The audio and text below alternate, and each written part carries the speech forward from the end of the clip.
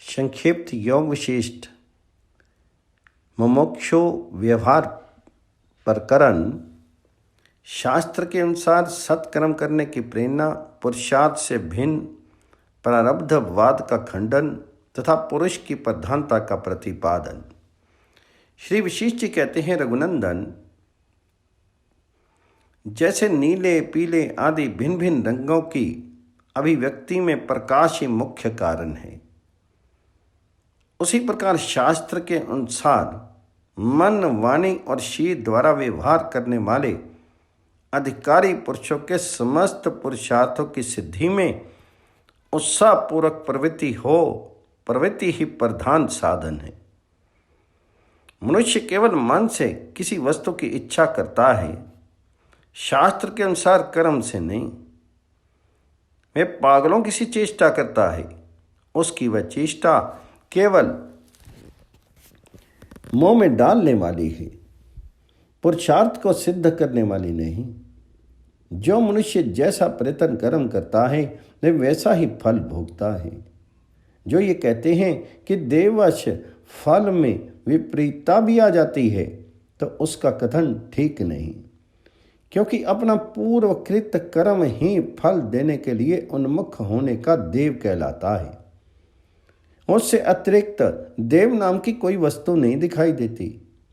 पुरुषार्थ दो प्रकार का है, एक शास्त्र अनुमोदित अर्थात पुण्य कर्म और दूसरा शास्त्र विरुद्ध अर्थात पाप कर्म। इन दोनों में जो शास्त्र विरुद्ध पुरुषार्थ है वह अनर्थ का कारण होता है, और शास्त्र अनुमोदित पुरुष परमार्थ वस्तु की प्राप्ति में कारण है। इसलिए पुरुष को शास्त्रीय प्रयत्न से तथा साधु पुरुषों के संग से ऐसा उद्योग करना चाहिए कि इस जन्म का पुरुष पूर्व जन्म के प्रारब्ध को शीघ्र जीत ले। अपने उत्तम पुरुषार्थ का आश्रय लेकर के दांतों से दांतों को पीसते हुए अर्थात तत्परता पूर्वक प्रयत्न में लगे हुए पुरुष को अपने शुभ पुरुष के द्वारा विघ्न करने के लिए उद्यत पूर्व जन्म के अशुभ पुरुष को जीत लेना चाहिए। यह पूर्व जन्म का पुरुषार्थ प्रारब्ध मुझे प्रेरित करके विशेष परिस्थिति में डाल देता है। इस प्रकार की बुद्धि को बलपूर्वक कुचल डालना चाहिए, क्योंकि वह प्रत्यक्ष प्रयत्न से अधिक प्रबल नहीं है।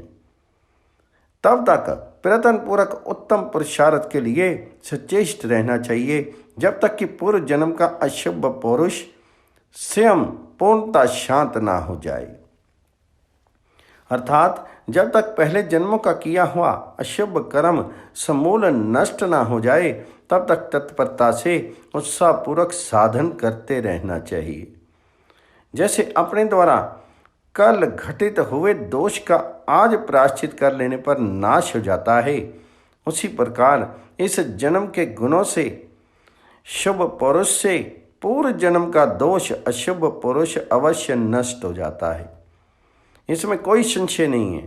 पूर्व जन्म के अशुभ या दुखदायक प्रारब्ध को इस जन्म के शुभ कर्मों से विशुद्ध एवं पुष्ट हुई बुद्धि के द्वारा तिरस्कृत करके संसार सागर से पार होने के उद्देश्य की सिद्धि के लिए अपने भीतर देवी संपत्ति के संग्रह के निमित्त सदा यत्न करना चाहिए। उद्योग शून्य आलसी मनुष्य गधों के समान गए बीते हैं, अतः स्वयं ही उद्योग छोड़ करके उनकी श्रेणी या तुलना में नहीं जाना चाहिए। शास्त्र के अनुसार किया हुआ उद्योग इस लोक और परलोक दोनों की सिद्धियों का कारण है। मनुष्य को पुरुषार्थ रूपी प्रयत्न का आश्रय लेकर के इस संसार रूपी गड्ढे से स्वयं बलपूर्वक निकल जाना चाहिए। अपने शरीर को प्रतिपादित नाश हुआ समझें, पशुओं के समान आचरण का त्याग करें और सत्पुरुषों के योग्य आचार व्यवहार का आश्रय लें। जैसे कीड़ा घाव में पीव आदि का आस्वादन करके ही अपना जीवन समाप्त कर लेता है, उसी तरह मनुष्य को घर में स्त्री, अन्न, पान आदि द्रव्य युक्त एवं कोमल तुच्छ पदार्थों का किंचित स्वाद लेकर संपूर्ण पुरुषार्थों के साधनभूत आयु को भस्म कर देना चाहिए। मानव जीवन को व्यर्थ नहीं गवा देना चाहिए। शुभ पुरुषार्थ से शीघ्र ही शुभ फल की प्राप्ति होती है और अशुभ पुरुषार्थ से सदा अशुभ फल ही मिलता है। इन शुभ अशुभ पुरुषार्थों के सिवा देव नाम की दूसरी कोई वस्तु नहीं है। इन्हीं का नाम देव या प्रारब्ध है। इसलिए पहले पुरुषार्थ के द्वारा विवेक का आश्रय लेकर के आत्मज्ञानी रूपी महान प्रयोजन वाले शास्त्रों का विचार करना चाहिए, जो शास्त्र के अनुसार अपनी श्रवण मनन आदि चेष्टाओं द्वारा साधन नहीं करते और चित्त में विषयों का ही चिंतन करते रहते हैं। उन मूढ़ पुरुषों की अत्यंत दूषित भोग इच्छा को धिक्कार है। पूर्वोक्त पुरुष प्रयत्न यदि सत शास्त्र के अनुकूल तथा सत्संग और सदाचार से युक्त होता है तो वह परमात्म साक्षात्कार रूप अपने फल को देता है। ये उसका स्वभाव है। अन्यथा सत शास्त्र के प्रतिकूल तथा सत्संग और सदाचार से रहित होने पर उससे परमात्म साक्षात्कार रूप परम फल की सिद्धि नहीं होती। यही पुरुष का स्वरूप है। इस प्रकार व्यवहार करने वाले किसी भी पुरुष का प्रयत्न कभी विफल नहीं होता। बाल्य अवस्था से लेकर के भली भांति अभ्यास में लाए हुए सत शास्त्र अनुशीलन और सत्पुरुषों के संग आदि सद्गुणों द्वारा पुरुषार्थ करने से परम स्वार्थ रूप परम साक्षात्कार प्राप्त होता है। इस प्रकार प्रत्यक्ष देखी हुई, अनुभव में आई हुई, सुनी हुई और साधनों द्वारा प्राप्त की हुई परमार्थ वस्तु को जो लोग देव के अधीन मानते हैं उनकी बुद्धि कुत्सित है और वे साधन से नष्ट भ्रष्ट हो गए हैं। निरंतर कल्पित क्रीडाओं खेल कूद के कारण अत्यंत चंचलता पूर्ण बाल्य अवस्था के व्यतीत हो जाने पर जब दुखी और गुरी जनक की सेवा में समर्थ बाहुदंड से अलंकृत यौवन अवस्था का आरंभ हो जाए तभी से मनुष्य को पद पदार्थ के ज्ञान से विशुद्ध बुद्धि होकर के सत्पुरुषों के संग से अपने गुणों और दोषों का विचार करना चाहिए। तात्पर्य यह कि विचार पूर्वक दोषों को त्याग करके गुणों को ग्रहण करना चाहिए। श्री वाल्मीकि जी कहते हैं, भारद्वाज मुनिवर वशिष्ठ जी के इस प्रकार प्रवचन करने पर वह दिन व्यतीत हो गया। सूर्यदेव अस्ताचल को चले गए और उस सभा के लोग वशिष्ठ जी को नमस्कार करके सायंकालिक कृत्य संध्या उपासना और अग्निहोत्र आदि करने के लिए चले गए और रात्रि व्यतीत होने पर पुनः सूर्यदेव की किरणों के साथ ही उस सभा भवन में आ गए। सर्ग 5वां, यही पुरुषार्थ की श्रेष्ठता और देववाद का निराकरण। श्री विशिष्ट जी कहते हैं,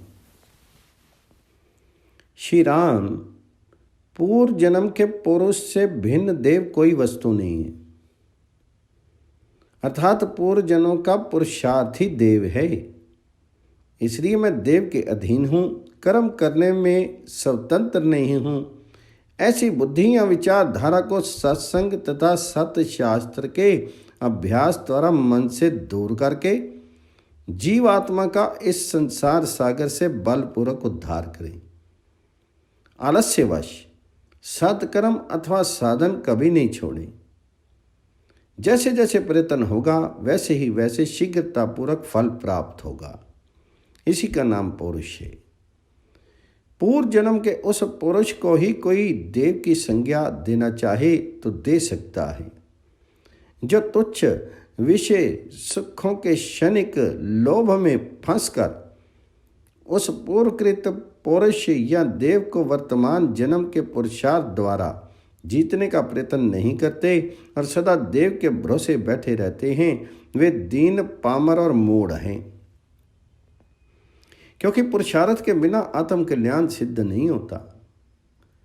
पूर्व जन्म के तथा इस जन्म के पुरुषार्थ अर्थात कर्म दो भेड़ों की तरह आपस में लड़ते हैं। उनमें जो भी बलवान होता है वह दूसरे को क्षण भर में पछाड़ देता है। इस जन्म में किया हुआ प्रबल पुरुषार्थ अपने बल से पूर्व जन्म के पुरुष या देव को नष्ट कर देता है, और पूर्व जन्म का प्रबल पुरुष इस जन्म के पुरुषार्थ को अपने बल से दबा देता है।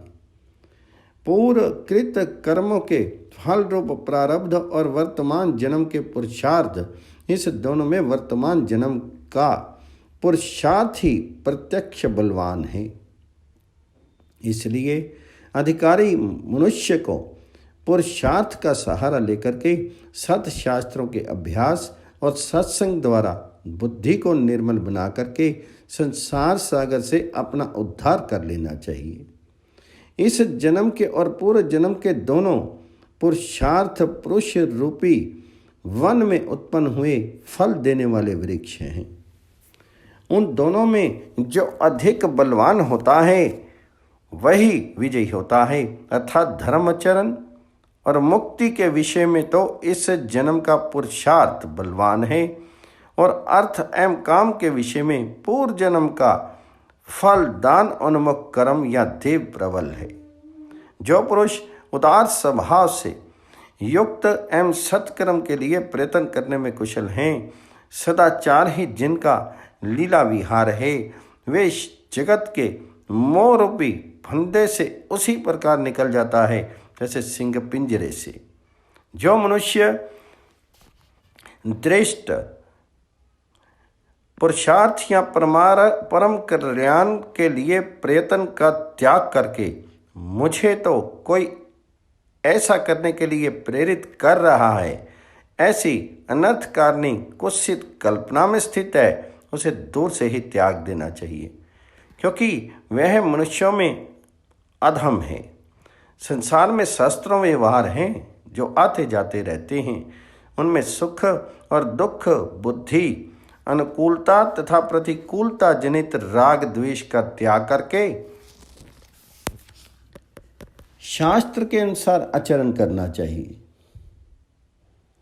शास्त्र के अनुकूल और कभी छिन्न न होने वाली अपनी मर्यादा को जो त्याग नहीं करता, उस पुरुष को सारी अभीष्ट वस्तुएं उसी प्रकार प्राप्त होती हैं जैसे सागर में गोता लगाने वाले को रत्न। सुख की प्राप्ति और दुख की निवृत्ति, यही मनुष्य का स्वार्थ है। उस स्वार्थ की प्राप्ति कराने वाले जो आवश्यक कर्तव्य या साधन हैं, एकमात्र उन्हीं में तत्पर रहने को ही विद्वान लोग पौरुष कहते हैं। वह तत्परता यदि शास्त्र से नियंत्रित हो तो परम पुरुषार्थ की प्राप्ति कराने वाली होती है। कर्तव्य पालन के लिए जो शेर आदि का संचालन होता है, वही जिसका धर्म है, उस क्रिया श्रवण मनन आदि साधन से, सत्संग से और सत्शास्त्रों के सिद्धाई से शुद्ध एवं तेज की हुई अपनी बुद्धि के द्वारा जो स्वयं ही आत्मा का उद्धार किया जाता है, वही परम स्वार्थ की सिद्धि है। विद्वान लोग अंतरहित समतारूप परम आनंद से पूर्ण परमार्थ वस्तु पर ब्रह्म को जानते हैं। जिन साधनों से उनकी प्राप्ति होती है, उनका नित्य निरंतर सेवन करना चाहिए। वे साधन हैं शास्त्रों का स्वाध्याय और सत्संग आदि। जो मनुष्य प्रयत्न पूर्वक आत्म कल्याण के साधन में संलग्न होता है, उसे अपने पुरुषार्थ से ही हाथ पर रखे हुए आमले की भांति वह अभीष्ट फल प्रत्यक्ष दिखाई देता है। जो इस प्रत्यक्ष पुरुषार्थ को छोड़ करके देव रूपी मोह में निमग्न होता है, वह मूढ़ है। अतः शुभ आशय श्री राम अपनी कोरी कल्पना के बल से उत्पन्न मिथ्याभूत तथा संपूर्ण कारण और कार्य से रहित देव की अपेक्षा न रख करके आत्म कल्याण के लिए अपने उत्तम पुरुषार्थ का आश्रय लो। शास्त्रों द्वारा तथा महापुरुषों के सदाचार से विस्तार को प्राप्त हुए विविध देव देश धर्मों द्वारा समर्थित जो परमात्मा को प्राप्ति रूप अतिशय प्रसिद्ध फल हैं, उसके लिए हृदय में अत्यंत उत्कट अभिलाषा होने पर उसकी प्राप्ति के लिए चित्त को स्पंदन या चेष्टा होती है। तत्पश्चात इंद्रियों और हाथ पैर आदि अंगों में क्रिया होती है। इनके द्वारा श्रवण मनन आदि एवं यम नियम आदि साधनों का आरंभ होता है। इसी को उत्तम पुरुषार्थ कहते हैं। अधिकारी पुरुष का जन्म पुरुषार्थ के सिद्ध होने पर ही सफल होता है, अन्यथा नहीं। ऐसा जान करके सदा आत्म कल्याण के प्रयत्न में ही संलग्न रहना चाहिए। तत्पश्चात साधन विषयक उस तत्परता को सत शास्त्रों के अभ्यास एवं संत महात्माओं तथा ज्ञानी पुरुषों के सेवन द्वारा आत्म ज्ञान रूप फल की प्राप्ति से सफल बनाना चाहिए। आत्म कल्याण के विषय में यदि परम पुरुषार्थ का आश्रय लिया जाए तो ये अवश्य देव को जीत लेता है। ऐसी धारणा रख करके देव और पुरुष के बलाबल का विचार करने के कारण जो परम सुंदर प्रतीत होते हैं तथा जिनमें शम दम आदि साधन भी विद्यमान हैं एवं श्रेष्ठ पुरुषों की सेवा से जिनका अंतःकरण सदा भावित रहता है, ऐसे अधिकारी पुरुषों को तत्व ज्ञान की प्राप्ति के लिए अवश्य उद्यम करना चाहिए। इस जन्म में संपादन करने योग्य स्वाभाविक प्रयत्न ही परम पुरुषार्थ की सिद्धि का हेतु है। ऐसा निश्चित रूप से जान करके ये अधिकारी जीव नित्य संतुष्ट एवं उत्तम ज्ञानी जनों की सेवा रूप अमोघ मधुर और उत्कृष्ट औषध से जन्म मरण को परंपरा रूप भाव रोगों को शांत करे। सर्ग 6 समाप्त।